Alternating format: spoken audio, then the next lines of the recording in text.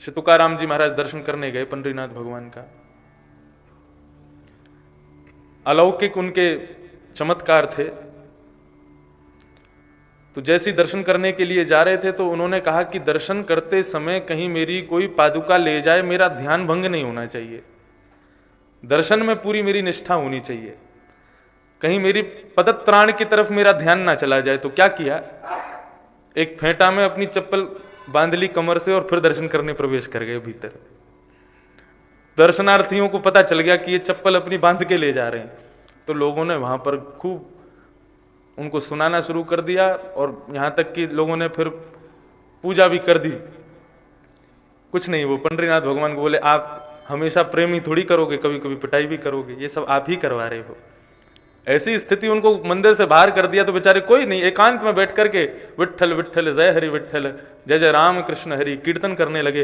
रोज पद सुनाते थे ठाकुर जी को। जैसे ही कीर्तन करना प्रारंभ किया तो श्री पंडरीनाथ महाराज का मंदिर का मुख तुकाराम जी जहां बैठे थे वहां की तरफ अपने आप घूम गया, पूरा मंदिर ही घूम गया।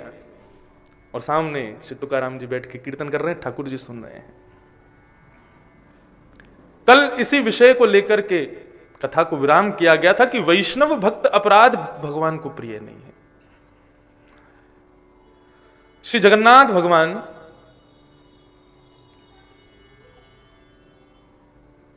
जितने भी मंदिर हैं भारत में, सबके भीतर किसी ना किसी रूप में आप कथा कर सकते हो, ठाकुर जी को सुना सकते हो, लेकिन जगन्नाथ मंदिर के भीतर कथा करना अलाउ नहीं है।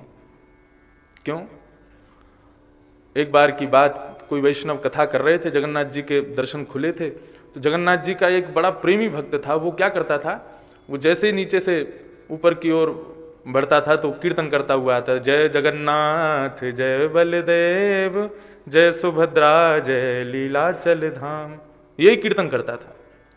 और कीर्तन करता ऐसे बिल्कुल उन्मुक्त होकर के, भुजा उठा करके खूब तेज तेज आवाज में कीर्तन करता था। और जब जगन्नाथ भगवान के सामने पहुंचता था तब तो उसके कंठ का स्वर इतना तीव्र हो जाता था कि पूरा मंदिर गुंजायमान होता था। मंदिर में कोई वैष्णव कथा कर रहे थे, लोग बैठ के सुन रहे थे, जगन्नाथ भगवान के दर्शन खुले थे। इतने में ही वो आ गया। अब उसके कीर्तन को सुनकर के अब कथा तो रुकी गई, विधान हो गया कथा में। तो लोगों ने हाथापाई करके धक्का देके उसको मंदिर से बाहर निकाल दिया, बोले निकलो बाहर, यहां से बाहर बैठ के कीर्तन करो, मंदिर कथा चल रही है, समझ नहीं आता है। जैसे ही उसको बाहर किया, मंदिर में कोई पुजारी नहीं था, जगन्नाथ भगवान दर्शन दे रहे थे, तीनों विराजमान थे, सुभद्रा बलदेव जी जगन्नाथ जी। अपने आप जगन्नाथ भगवान ने अपनी किवाड़ बंद कर ली, दर्शन बंद कर ली अपने आप। पुजारियों ने जाकर के खूब प्रार्थना की, खूब गेट खटखटाए। अंदर से जगन्नाथ भगवान बोले, मेरे वैष्णव भक्त को, मेरे प्रिय कीर्तनीय भक्त को यदि अपराध करोगे तो मैं दर्शन नहीं दूंगा। मैं सर्वव्यापी हूं, लेकिन जगन्नाथ मंदिर और जगन्नाथ रूप में मैं उन लोगों के लिए विराजमान हूं जो नियम पद्धतियों को नहीं जानते हैं। यहां पर कोई नियम नहीं, कोई पद्धति नहीं। यहां पर कलयुग का पापी से पापी भक्त भी आकर के प्रेम से मेरा दर्शन कर सकता है, उसमें कोई निसंकोच मेरा दर्शन। आज अभी तो गर्भगृह बन रहा है, नहीं तो जगन्नाथ जी के भी ऐसे दर्शन हैं जैसे पंडरीनाथ भगवान के। आप गर्भगृह में जाके श्री जगन्नाथ भगवान के चरण स्पर्श कर सकते हो। पहले तो ऐसा था कि आप ऊपर चढ़ के जगन्नाथ भगवान को गले लग लो, उनकी भुजाई इसीलिए खड़ी है कि आओ मेरे वैष्णवों को मेरे से गले लगा दो। लेकिन अब गले तो नहीं, पैर तो हमने भी छुए, चरण स्पर्श का सौभाग्य तो मुझे भी मिला है। जगन्नाथ भगवान आगे जाए, ये विशाल स्वरूप सामने खड़े, जगन्नाथ स्वामी नयन पथगामी भवतु में, ऐसे विशाल नेत्र हैं। जगन्नाथ भगवान ने फिर उसी दिन कह दिया कि आज के बाद हमारी जो कथा है वो पूरे सारे तीर्थों में सुनाओ, सब जगह सुनाओ, लेकिन जगन्नाथ मंदिर में कीर्तन की प्रधानता रहेगी। कथा करनी है तो मंदिर के बाहर करो, हम कीर्तन प्रिय देव हैं। तो ठाकुर जी की प्रत्येक लीला, प्रत्येक भक्त के लिए ठाकुर जी कोई ना कोई लीला करते ही रहते हैं। हमारे लिए नन्हे से श्री गिरधर लाल जी कैसी विचित्र लीला कर रहे हैं। मुझे प्रत्येक दिन ठाकुर जी का श्रृंगार करने में 1.5 से 2 घंटा लगता है। छोटे से हैं, लेकिन इस उत्सव की मुझसे ज्यादा एक्साइटमेंट उनको 20 मिनट में तैयार हो जाते हैं। सुबह मंगला के बाद में ठाकुर जी को गोद में लेके बैठता हूं और हमेशा मुझको इतना समय लगता है, कभी यहां से बगलबंदी निकल जाएगी, कभी यहां से कुछ निकल जाएगा। अच्छा, इनके क्या है, इनके वस्त्र कोई बनाता नहीं है, इनके वस्त्र कोई नहीं बना पाया, क्योंकि हमारे लाल जी बिल्कुल, ये हाथ भी मेरा बड़ा है, इससे भी छोटे हैं। तो प्रत्येक अंग का जो आप दर्शन करते हैं वो तुरंत काट करके और उसको फिर पहनाया जाता है। तो मेरे पास में इतने बड़े बड़े कपड़े रखे होते हैं, उन्हीं में से काट काट के कैंची में पूरा दर्जी बन जाता हूं जब इनकी सेवा करता हूं। मुझे सब पता है कितना पैर में आएगा, कितनी कछनी आएगी, कितना कैसे, वो सब काट काट के तुरंत धराता जाता हूं। तो 1.5 से 2 घंटा रोज समय लगता है। लेकिन उत्सव में 3 बार श्रृंगार होता है ठाकुर जी का। सुबह अभी श्रृंगार आरती हुई, अब इसके बाद श्रृंगार कब होगा, शाम को उत्सव के लिए, उसके बाद श्रृंगार होगा रात्रि शयन का। और तीनों बार में मैं देख रहा हूं, मुझे ज्यादा से ज्यादा 10, 15, 20 मिनट लास्ट ठाकुर जी तैयार, मतलब बिल्कुल तैयार बैठे। जैसे बालक होता है ना, उसको स्कूल भेजने को कहो तो वो तैयार होने में 1 घंटा लगाएगा, लेकिन उसको बोलो मेला में जाना है, घूमने जाना है, मूवी, फट से तैयार हो जाएगा। ऐसे ही आप सब लोगों को देखने की उत्सुकता इतनी अच्छी है हमारे लाल जी की, आप सबको देखने के काजे तुरंत तैयार हो जाते हैं, तुरंत। और अभी देखो, आज उत्सव पूरा होगा, कल उत्सव पूर्ण होते ही परसों से फिर 1.5-2 घंटा लगेंगे ही लगेंगे। तो ये सब हमें सुख देने के लिए ठाकुर जी लीला कर रहे हैं। भक्तों की प्रसन्नता, वैष्णवों की प्रसन्नता, संतों की प्रसन्नता, ब्राह्मणों की प्रसन्नता, गौ की प्रसन्नता, यही ठाकुर जी का मुख्य उद्देश्य है। ये सब प्रसन्न हैं तो ठाकुर जी को भी अति प्रसन्नता है।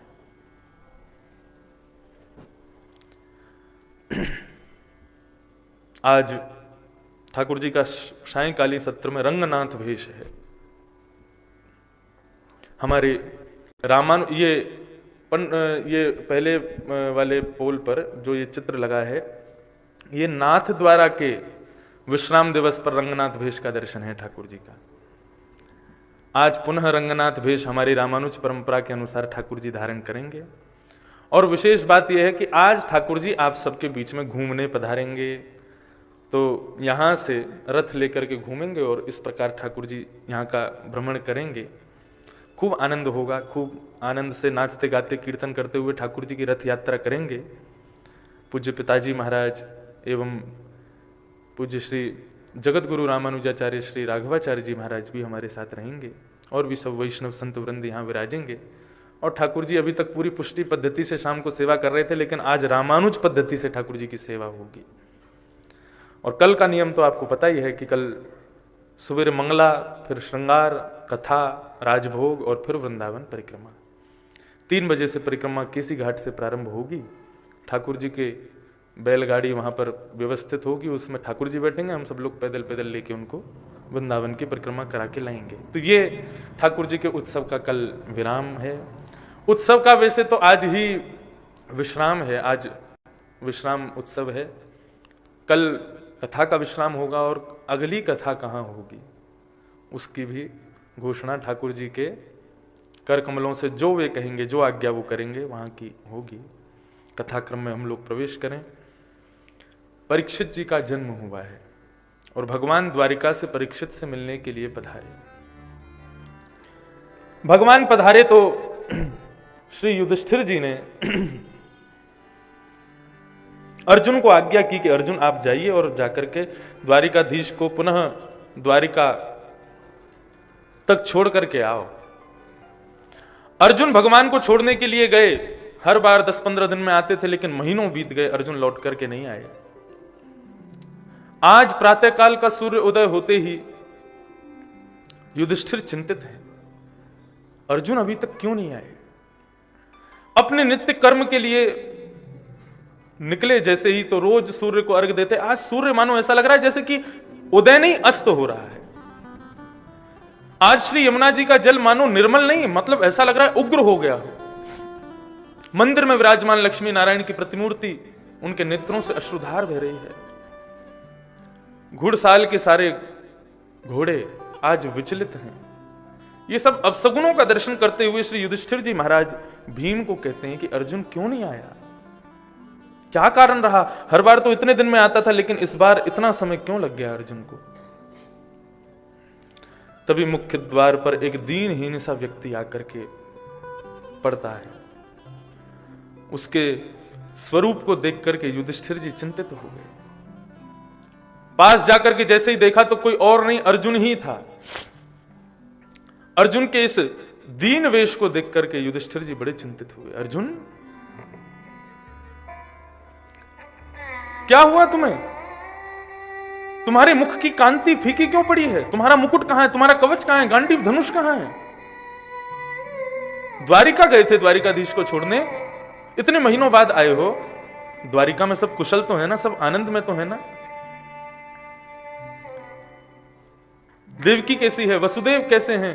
रुक्मणी कैसी है? सबका हालचाल युधिष्ठिर पूछ रहे हैं। लेकिन अर्जुन मानो जैसे कोई अचेत अवस्था में होता है, ना मुस्कुराना, ना हंसना, ना रोना, बस एक तरफ देख करके बस लेटा हुआ है।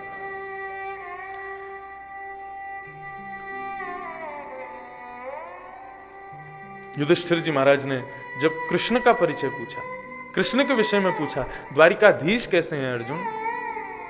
ये द्वारिकाधीश शब्द सुनते ही अर्जुन के नेत्र बंद हो गए, शरीर कंपायमान हो गया, रुदन करने लगा अर्जुन कि वंचितो हम महाराज हरिणा बंधुरूपिण येन मे पहितं तेजो देव विस्मापनम् महत्।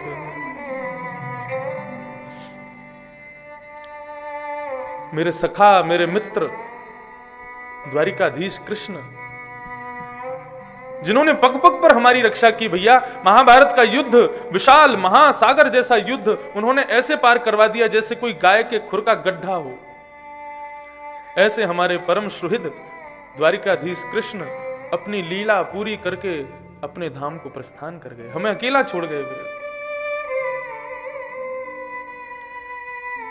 युधिष्ठिर ने जैसे ही सुना कि द्वारिकाधीश कृष्ण अपनी लीला पूरी करके चले गए, उसी समय मौन हो गए। आज अर्जुन एक एक उपकार याद कर रहा है भगवान का। कितने उपकार थे उनके हमारे ऊपर। लाक्षा भवन में जलने से उन्होंने बचाया, भृगु ऋषि के क्रोध से उन्होंने बचाया, महाभारत युद्ध में बड़ी बड़ी तिमिंगल मछलियां जो हमको निगलने को बैठी थी उनसे हमको बचाया। प्रत्येक परिस्थिति में हमारे साथ खड़े रहे द्वारिकाधीश, वे आज अपनी लीला पूरी करके चले गए। आज युधिष्ठिर, भीम आदि सबको ग्लानि हो रही है अपने ऊपर।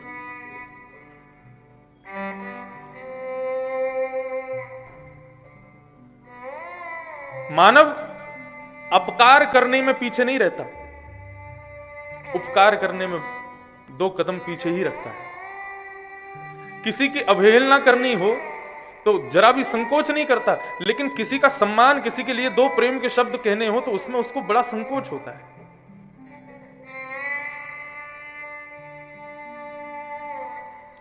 समस्त पांडवों को आज ग्लानि का अनुभव हो रहा है कि उन्होंने जितना हमारे लिए किया, हमने उसके बदले में उनका उतना उपकार भी नहीं किया।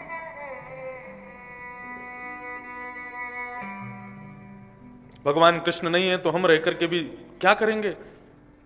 समस्त पांडवों ने अपने कुल के दीपक परीक्षित, जो कि दूर खेल रहे थे, नन्हे बालक हैं, उनको बुला करके राज सिंहासन पर बिठा दिया, ब्राह्मणों के द्वारा राज तिलक करवा दिया,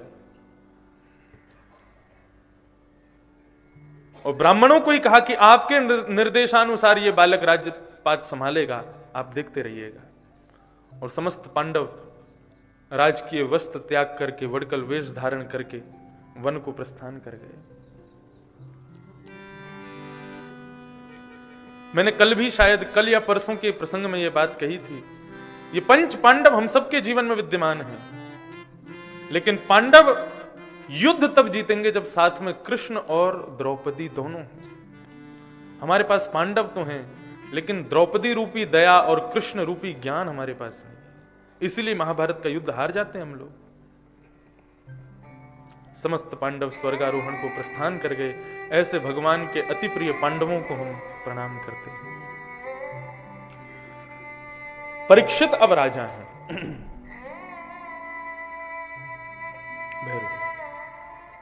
परीक्षित राजा,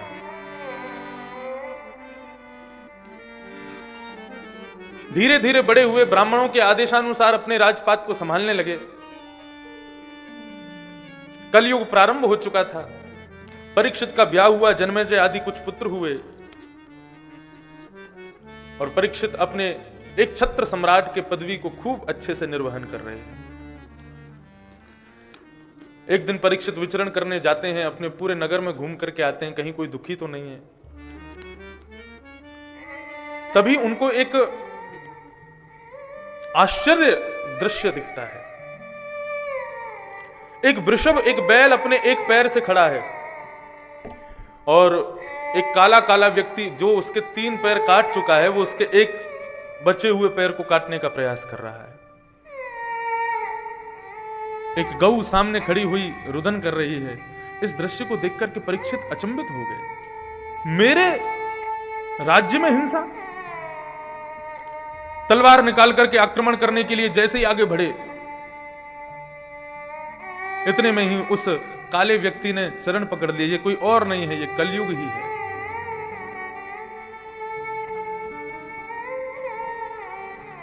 ये कलयुग ही है। शरण में आए हुए को मारना नहीं चाहिए, ऐसा हमारे पूर्वजों ने कहा है। उस बात को मान करके कलयुग को छोड़ दिया।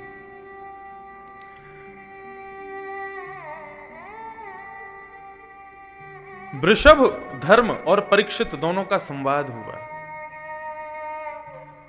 दुख के 4 कारण बताए गए धर्म के द्वारा। ये दुख के 4 कारण कौन कौन से हैं? दुख का प्रथम कारण काल, दूसरा कारण कर्म, तीसरा कारण काल कर्म स्वभाव और ईर्ष्या। ये दुख के 4 कारण हैं।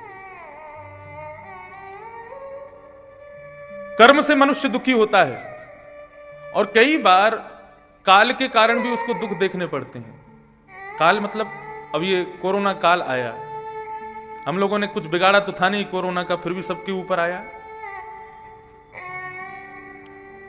सबको उसका कष्ट सहना पड़ा। तो काल का दुख, कर्म का दुख, जैसा हम करेंगे वो भोगना ही पड़ेगा, चाहे वो कितना भी खराब किया हो। आप कितने भी श्रेष्ठ क्यों ना हो, लेकिन यदि आपने कर्म खराब किया है तो भोगना तो पड़ेगा। काल, कर्म और तीसरा है स्वभाव। कई लोग स्वभाव से ही दुखी होते हैं, उनके स्वभाव में ही दुख व्याप्त होता है। छोटी सी चीज भी बिगड़ जाए, अनुकूलता यदि प्राप्त ना हो, तुरंत दुखी हो जाते हैं। नहीं, प्रत्येक परिस्थिति को भगवत कृपा समझ करके और उस परिस्थिति में भी भगवत भाव समझ करके ही रहना चाहिए। यदि प्रतिकूल भी है तो भी भगवान की कृपा है, तो भी भगवत कृपा है। स्वभाव से दुखी नहीं। तो कर्म, काल, स्वभाव और चौथा है ईर्ष्या, दूसरे का सुख, वो दुखी करता है। ये 4 प्रकार के दुखों के विषय में बात वृषभ और धर्म और परीक्षित के मध्य हुई। वास्तव में धर्म कहते हैं कि परीक्षित, मानव को दुख कौन देता है ये मानव स्वयं नहीं जानता। मानव दुखी है, उससे पूछो आज दुखी क्यों हो, आज दुख का कारण कोई और है, कल दुख का कारण कोई और है। प्रत्येक दिन हमारे दुख के कारण बदलते रहते हैं और कई बार तो हमारे दुख के कारण वही बन जाते हैं जिनसे हमको सुख मिल रहा था। क्यों? लाइब्रेरी में जहां नजर घुमाओगे वहां पर किताब ही दिखेगी, पुस्तकालय में जहां नजर घूमेगी वहां किताब ही दिखेगी, भोजनालय में जहां नजर घुमाओगे वहां प्रसाद ही दिखेगा, भोजन ही दिखेगा। ऐसे ये संसार को हमारे शास्त्रों में दुखालय बताया गया है। यहां जहां नजर घुमाओगे वहां दुख ही दुख दिखेगा, सब दुखी हैं। इस दुखालय ने भगवान के ही अवतार बुद्ध का प्रणयन किया। ज्योतिषों ने मना कर दिया था कि हे राजन, आप अपने इस बालक को कभी बाहर मत आने देना। राजा ने बड़ी बड़ी दीवारें खड़ी करवा दी, मेरे पुत्र को कभी बाहर देखना ना पड़े, जाना ना पड़े, सारी सुख संपत्ति राजमहल के अंदर ही उपस्थित कर दी। बुद्ध का ब्याह भी महल के भीतर ही हुआ, बच्चे भी महल के भीतर, उनको ये पता ही नहीं था बाहर होता क्या है। एक दिन अपने महामंत्री के साथ में निकल पड़े पिताजी से बच करके। जैसे ही बाहर गए तो सबसे पहले एक व्यक्ति खांस रहा था, उसको देखा, बोले मंत्री जी ये कौन है, इसको क्या हुआ? बोले खांस रहा है, बीमार हो गया है। बोले बीमारी क्या होती है? बोले सबको बीमार होना पड़ता है, एक आध बार तो बीमार होते ही हैं, उससे क्या होता है? बोले कष्ट होता है। थोड़ा आगे गए तो एक वृद्ध को देखा, बोले ये क्या है? बोले ये वृद्धावस्था है, बाल अवस्था, युवावस्था और उसके बाद में वृद्धावस्था आती है। वृद्धावस्था में स्वयं नहीं चला जाता, एक लाठी लेकर के चलनी पड़ती है, दिखाई नहीं देता नेत्रों से तो किसी का सहारा लेना पड़ता है, खाया नहीं जाता है तो सीरा आदि और दलिया आदि ये सब पदार्थ खाकर के ही पेट भरना पड़ता है। थोड़ा और आगे गए तो एक शव यात्रा देखी। बुद्ध बोले मंत्री ये क्या हो रहा है? बोले कि ये मृत्यु है, अकाट्य सत्य, सबको मरना पड़ता है राजन। बोले सबको मरना पड़ता है? बोले हाँ, एक दिन मैं भी मर जाऊंगा। बोले हाँ, मरना तो पड़ेगा, जिसने जन्म लिया उसको मरना तो पड़ेगा। बस वही देख करके वैराग्य हो गया, अपने समस्त परिवार, कुल खानदान सबको छोड़ करके वही भगवान बुद्ध के अवतार हुए। सोचो यदि सब जगह केवल सुख होता तो संसार कैसा होता? कभी कथा नहीं होती यदि सुख होता तो, कथाएं होती भी तो कोई सुनता नहीं। मुझे माफ कीजिएगा लेकिन भागवत कथा श्रवणार्थियों में 3 श्रेणियां होती हैं। पहली, भक्त, जिसको दुख सुख से कोई मतलब नहीं है, उसको केवल भगवत कथा श्रवण में रुचि है इसलिए उसको सुनना है। दूसरी श्रेणी होती है निमंत्रित व्यक्ति, जिसको आमंत्रण भेजा गया है, आप आओ, कथा में बैठो, पधारो, उत्सव है, आना तो पड़ेगा। ये निमंत्रित लोग भी आते हैं। और तीसरे, जो अपने काल, कर्म, स्वभाव, परिवार, व्यापार सबसे दुखी हैं, वे आते हैं। क्यों? क्योंकि इस असार संसार में यदि इस भयंकर दुखालय में यदि कहीं सुख की अनुभूति होती है तो वो भगवत कथा में ही होती है। यहां पर बैठकर के भगवत कीर्तन भी कर लिया जाए तो हम भले ही 3 घंटे के लिए सही अपने सारे कष्टों को, दुखों को भूल तो जाते हैं कम से कम।